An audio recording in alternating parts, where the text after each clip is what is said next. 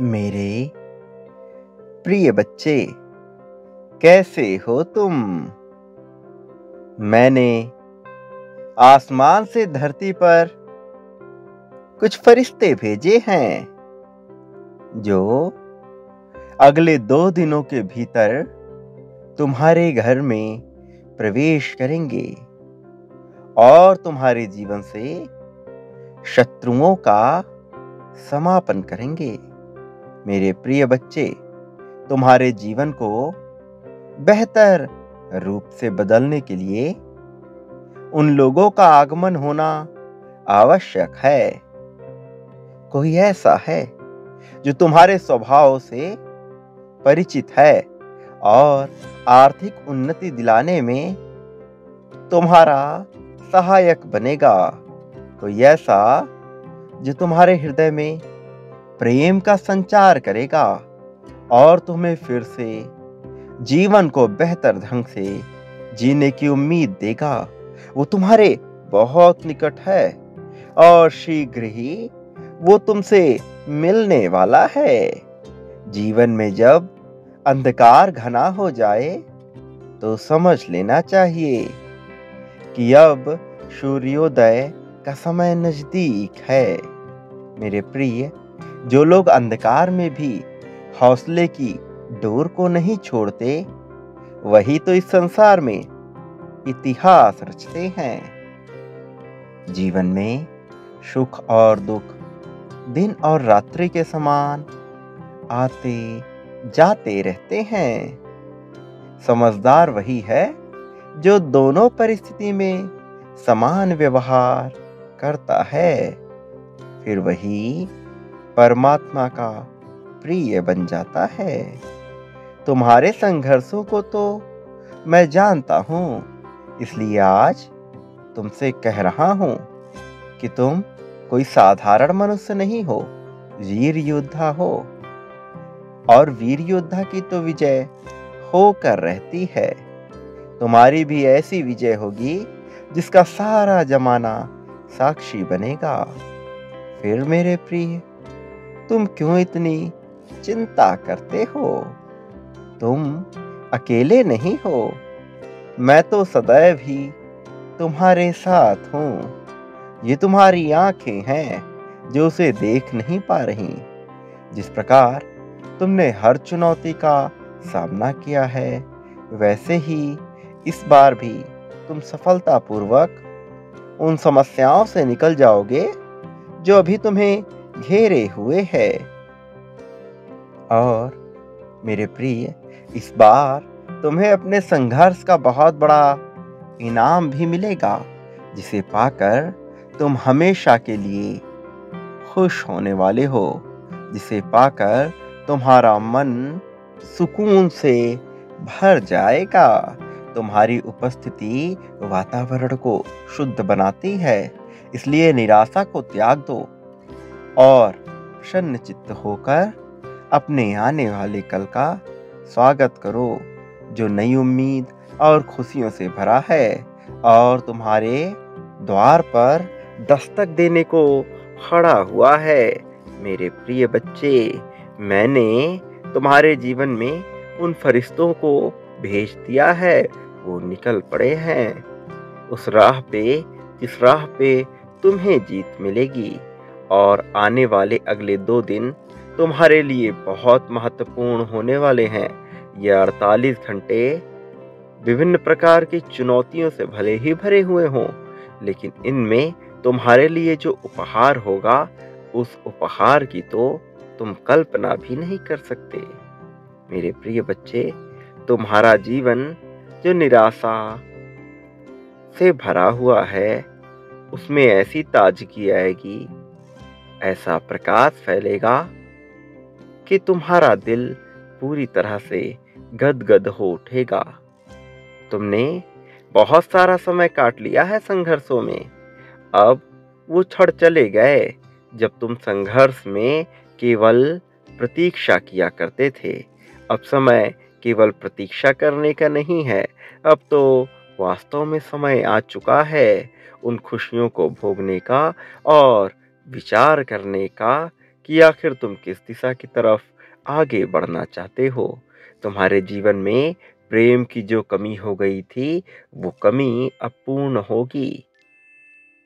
कोई है जिसे रह रहकर निरंतर तुम्हारी याद आ रही है, जो लगातार पुराने दिनों को याद कर नई नई कल्पनाएं बुन रहा है। कोई ऐसा जिसको तुम्हारे प्रति बहुत प्रेम है, अगाध प्रेम, और इस प्रेम के कारण ही वो तुम्हारे लिए कुछ ऐसा करने वाला है जिससे तुम्हारे जीवन में बहुत सारी खुशियाँ आ जाएंगी और तुम्हारे जीवन की बहुत बड़ी समस्या समाप्त होने लगेगी। और फिर तुम देखोगे कि तुम्हारा ये जो जीवन है, ये कितना सार्थक हो रहा है। मेरे प्रिय बच्चे, तुम्हारा जन्म इतिहास रचने के लिए हुआ है। इसलिए तुम्हारे सामने ऐसी परिस्थितियां आएंगी जिसमें तुम्हें लगेगा कि तुम पूरी तरह से टूट कर बिखर जाओगे। ऐसी परिस्थितियां जब तुम्हें ये एहसास होगा कि तुम सक्षम नहीं हो इस जीवन को पूरी तरह से सार्थक रूप में आगे बढ़ाने के लिए। ऐसी परिस्थितियां जब तुम्हें स्वयं पर ही शर्मिंदगी का एहसास होने लगेगा। लेकिन यही वो पल है जहां तुम्हें सामान्य रहना है, जहां तुम्हें घबराना नहीं है, तनिक भी चिंता नहीं करनी है, क्योंकि यही वो पल होंगे जहां तुम्हारी प्रतीक्षाओं का अंत होगा। क्योंकि अब प्रतीक्षा का नहीं, परिणाम का समय है। जिस प्रकार से किसी परीक्षा की तैयारी कर रहा छात्र जब परीक्षा की तैयारी में लगा हुआ होता है, तब उसे चिंता नहीं करनी चाहिए, केवल अपने कर्म पे ध्यान देना चाहिए। और यदि वो कर्म पे ध्यान देगा तभी परिणाम उसके पक्ष में आएगा।